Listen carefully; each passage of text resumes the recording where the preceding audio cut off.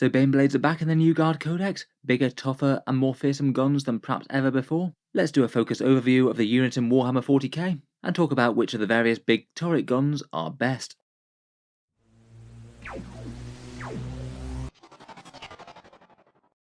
Hello and welcome back to Auspex Tactics, where today we're returning to the Astra Militarum and focusing on the trusty Baneblade. The biggest and baddest of the Guard tanks has certainly got a nice rules boost going into the book. With tougher armour and bigger hitting turret weapons, I thought it would be interesting to take a look over its profile, any obvious buffs and synergies, and perhaps in particular to do a little bit of math hammer on the turret weapons and see which ones tend to be most efficient against most profiles. Then we'll just finish up with a few thoughts as to how I might field one in game. The Baneblade is basically the iconic centrepiece for the Imperial Guard, a tank of truly ridiculous proportions, dwarfing the Lehman Rosses and even the Rogue or Dawn battle tanks. I remember when they were first released as in plastic kits when Games Workshop first launched their Apocalypse game.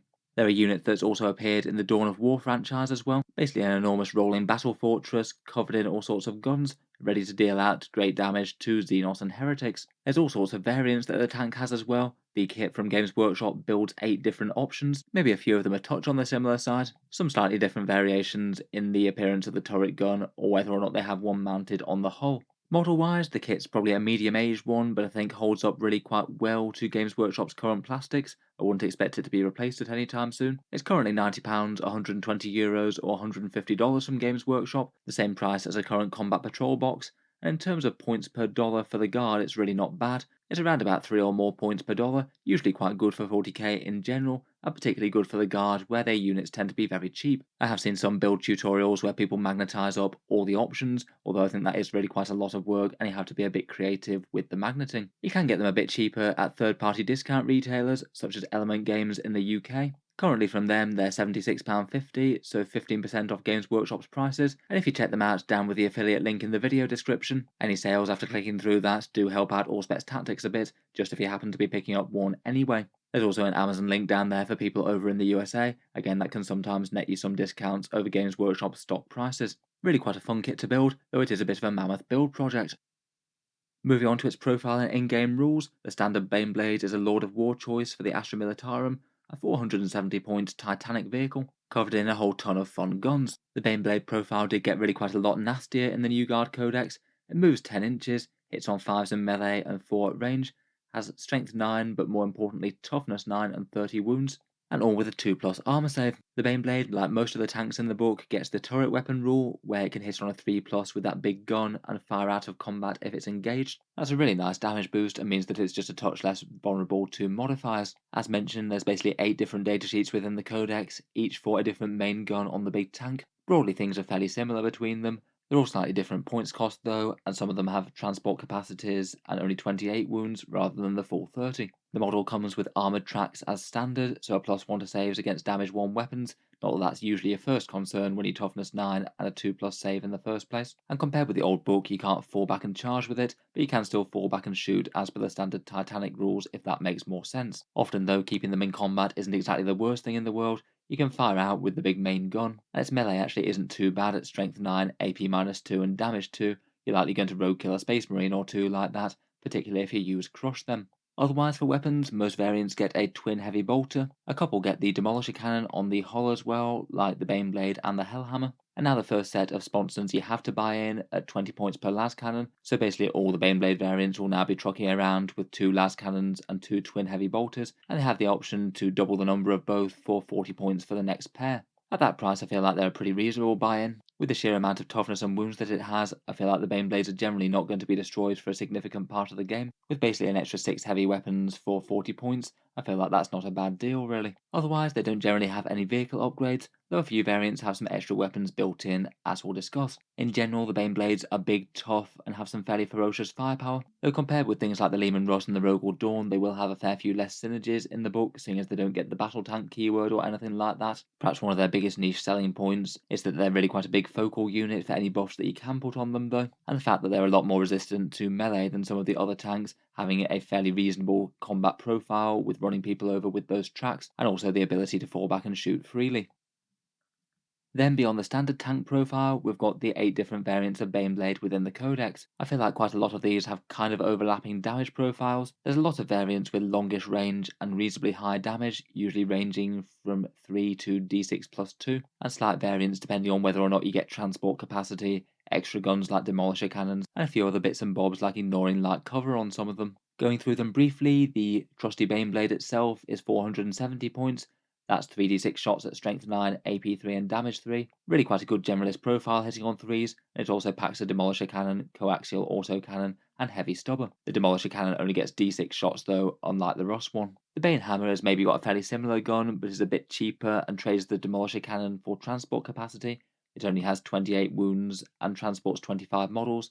One model can fire out of the top hatch firing deck. I feel like the transport ones are interesting enough. You could maybe put some heavy weapons or Kazakin or something in there. The Bane Sword is the cheapest of them. This one's really quite straightforward and just gets d6 plus 6 shots at strength 14, AP 4 and damage 4. Again, a very solid and threatening profile. Going to be really good at taking out toughness 7 vehicles, high armor, and it's got a very good range as well. Really not bad considering it's the cheapest chassis. There's then the Doom Hammer with a bit more of a anti-tank profile. D6 plus 3 shots, strength 10, AP 5, damage D6 plus 2, and then going up to damage D6 plus 4 within 24-inch range. Again, that's one of the transport variants with a firing deck. Then we've got the Hellhammer, 490 points with 3d6 plus 6 shots, strength 7, AP minus 2, and damage 2, ignoring light cover. It's quite an about face for the Hellhammer since the previous codex. It used to be really quite good at punching through armor and heavy infantry. Now it's generally going to be a bit more weak against Space Marines and things. It does get a demolisher cannon as well, plus an extra heavy stubber, but still with limited AP and damage. Despite all those shots, it's still going to be pretty weak against hard targets. Then we've got the intimidating Titan killing Shadowsword, 490 points with an 120-inch range, D3 plus 3 shots at a massive strength 18, AP minus 5, and flat damage 12. Basically, any vehicle or hard target that this thing points at is going to be absolutely sweating. A couple of bad saves, and you could kill a knight in one single shot. And even though it doesn't ignore invuls, having 5 shots at that profile means that you might well stack some saves to the extent where some might get failed. Again, it's one of the more expensive variants though at 490.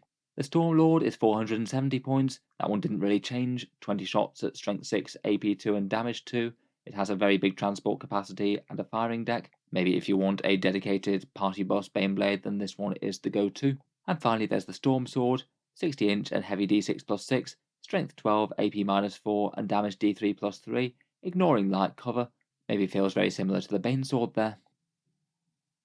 Obviously that's a whole ton of different variants, all with fairly similar names and just slight variations on their guns. Perhaps the thing I was most curious about when looking over those profiles was which ones would wind up being most efficient for their points against a bunch of different targets, and which ones might be most tempting to field in-game. Here's just a quick ranked list of each one of the Baneblade variants' damage outputs against 4 different likely targets: Space Marines, Terminators, a toughness 7 vehicle, and a big tough one with toughness 8, a 5 plus invul and minus 1 damage, say for example a Plague Burst Crawler.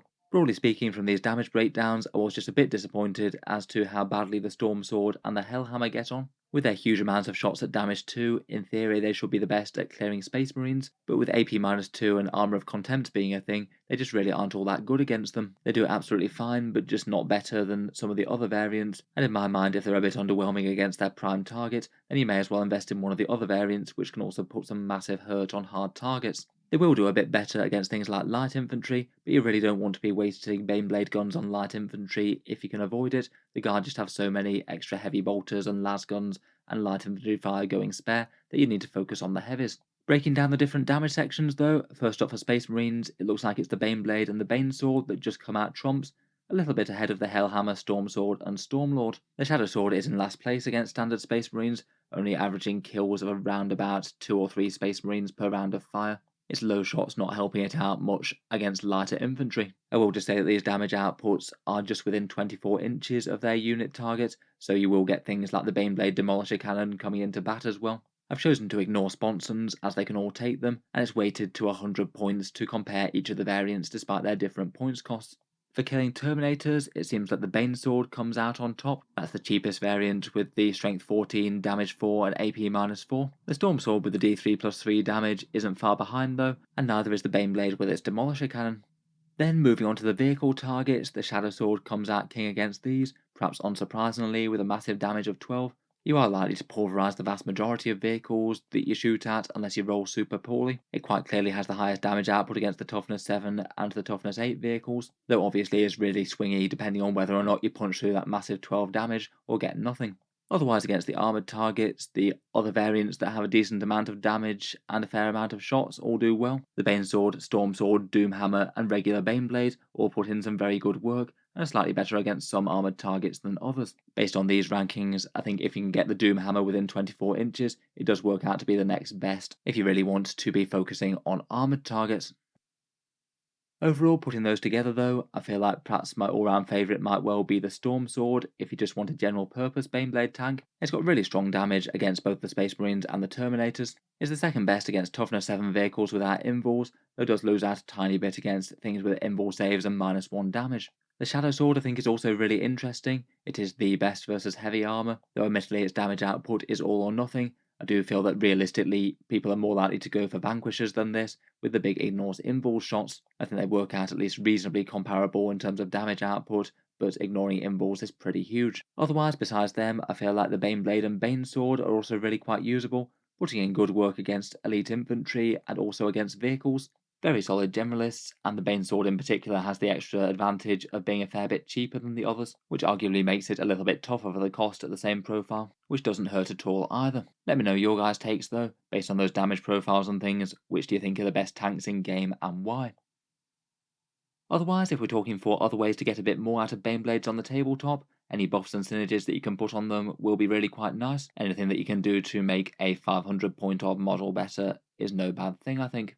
First up, there's Regimental Doctrines, which is a little bit of an awkward one for super heavy vehicles. I believe that if you're using one in a super heavy auxiliary detachment, which is usually the way that you'd want to in things like Warzone Nephilim, you won't normally get one of these doctrines. There's no restrictions in the Guard Codex itself, but within the actual super heavy auxiliary detachment rules, in the core rules, I believe it says that you won't be gaining any detachment rules, and that would preclude you from doctrines. Unlike several other codexes as well, it looks like you wouldn't be getting any sort of keywords for targeting them as stratagems normally either, so I guess the only options for doing that would be to field them in a full-on super heavy detachment with 3 different Baneblades, though that costs a massive 6 CP, which is usually going to be bad, or using a tank ace traits down below, which you can get 30 points for one of these doctrines if it makes sense. Feel free to correct me if I'm wrong on that though. I feel like Games Workshop does change up the detachment rules very slightly on some of these newer codexes. In any case, if you are playing a really big game and you've got multiple Baneblades on the board, I feel like these are some of the doctrines that might be most interesting. Born Soldiers is certainly absolutely fine on a big vehicle. Maybe will help out the lower strength things like the heavy bolters more so than the big cannons. It does allow you that 1 command point stratagem to auto wound on 5s though, and that seems like it will be pretty efficient when applies to this many guns. Otherwise, Titanic units can counter 10 models with armoured superiority, really quite nice if you're playing aggressively and trundling forwards to objectives. And other potentially useful ones are the extra 4-inch range that could be helpful for getting demolisher cannons on their targets. Elite sharpshooters may be particularly nice for a hit reroll on the Shadow Sword, and mechanised infantry is quite nice for transport variants, being able to move and then disembark them. I guess that could just apply to the infantry themselves though, so say for example you could have some Kazakin pick that up as their extra doctrine, and still get good mileage out of it even if the Transport Baneblade variant didn't have it. Otherwise for character buffs, not a whole load works on them. I feel like an Engine Seer seems like an okay pickup for them. It gives you a 5+ invul save and repairs some damage a bit. The 5+ invul save I think would be relevant enough if Guard do wind up losing Armour of Contempt in the next balanced data slate, which at least seems like it could be a possibility. But repairs would certainly double down on making it extra annoying to take out. It's not going to be nice to regenerate toughness 9 wounds against your opponents. The Primaris Psyker could also offer the same invul save, though I think has less value with the Engine Seer if you just want to buff this unit. I would really want to cast Night Shroud on it, but it only casts on an 11+, so there's no point in buying one in just for targeting at these guys. You're going to fail far too often. I guess they could attempt to cast it on something else, and if they just happen to cast it extra high, then throw it on the Baneblade, but that's not exactly reliable. Otherwise, perhaps the other major character that can really buff them is Lord Solar. He allows tank orders to apply to a super heavy, and that feels like that could be a very reasonable use of one of his orders if he's going around and giving his rerolls and things to other units at the same time. Probably the most interesting orders for the super heavies are just reroll ones to hit, a big meaningful damage boost when you've got this many nice guns, but being able to move a bit further and advance before firing seems really nice for a vehicle that you really want to be getting line of sight, or maybe objective secured if you happen to have armoured superiority. 10 models plus objective secured really are going to hold down one objective extra hard. Next up, there's tank cases, and there's a fair few interesting ones that you could apply to it. I feel like all of them are a little bit on the pricey side though. Vaunted Praetorium for 30 points could allow you to do tank orders to another super heavy if you have multiple, and I believe that unless they FAQ it as well, they can issue orders to their own model as well. So again, could pick you up extra rerolls, extra speed, or objective secured as you see fit. For a flexible boost, I feel like that one perhaps might be one of the best. Otherwise, 40 points for ignore cover on all of those guns is really quite a big deal in the terrain-dense battlefields of 9th. Not taking dense cover or Armor of Contempt Space Marines not getting light cover, both of those are nice. Again, for 40 points, that's very, very usable. For 30 points, you can pick up a Doctrine on the tank. We've already talked over those, but counting as 10 models with Armored Superiority seems fine, and auto wounding on 6s with Born Soldiers also seems okay. There's 35 points for Knight of Piety, a 5+ invul save, and a 5+ save against mortal wounds. That one would be usable, I think, if you're using the Baneblade very aggressively, packing some heavy flamer sponsons perhaps, and trundling towards the enemy to make them have to deal with it. Mortal wounds are definitely one of the best ways to kill this thing, so having protection against them will be very nice. Finally, there's 35 points for light cover greater than 18 inches.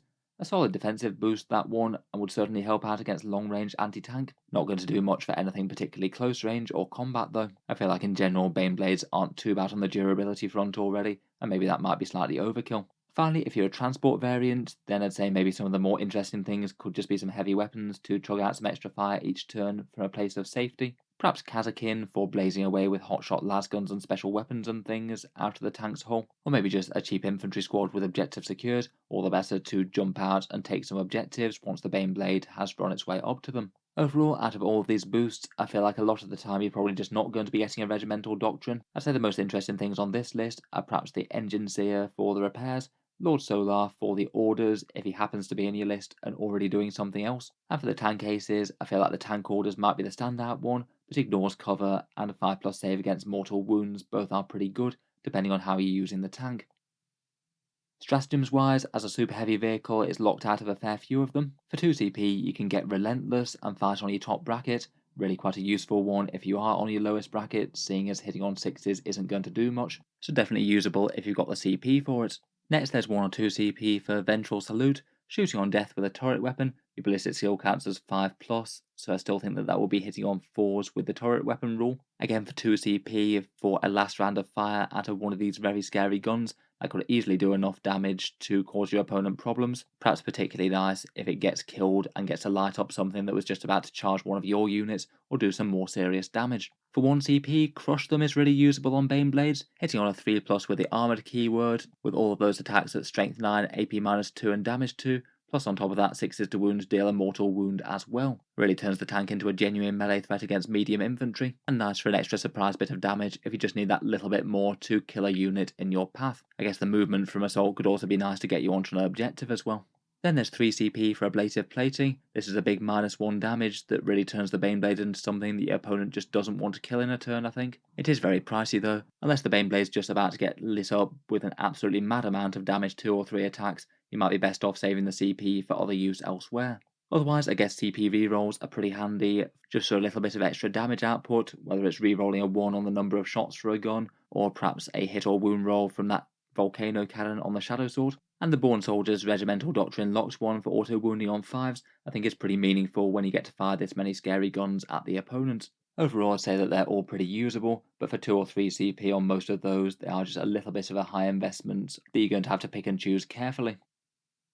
So finishing up then, how would I think about fielding a Baneblade in game? First up, in terms of loadout and variants, we've already talked about some of my favourites. I'd probably be most tempted by the regular Baneblade, the Storm Sword, or the Bane Sword, all of which have big scary generalist guns. I think I likely would shell out for the extra 40 points for some sponsons, and then one of the tank ace traits, maybe the Ignores cover, or give orders to itself. For the sponson choices, I probably default to the Heavy Bolters, if it's mainly going to be a ranged damage dealer, but if you're planning on using it really aggressively, the Heavy Flamers do seem really quite intimidating for purging close-range troops. When using it on the battle, I probably want to set it up towards the end of the army, so you get the option of where you want to drop it to best counter the opponents, I think that with such a huge investment, you really need to get this getting line of sight and firing ideally from turn 1. And with such a massive profile, you need to think very carefully about movement lanes. There's just going to be some places where it's not going to be able to fit through terrain, and that could make it kind of sad and limited. I feel like with toughness 9 and access to relentless, it's maybe not a terrible unit to have fairly front and central in your army,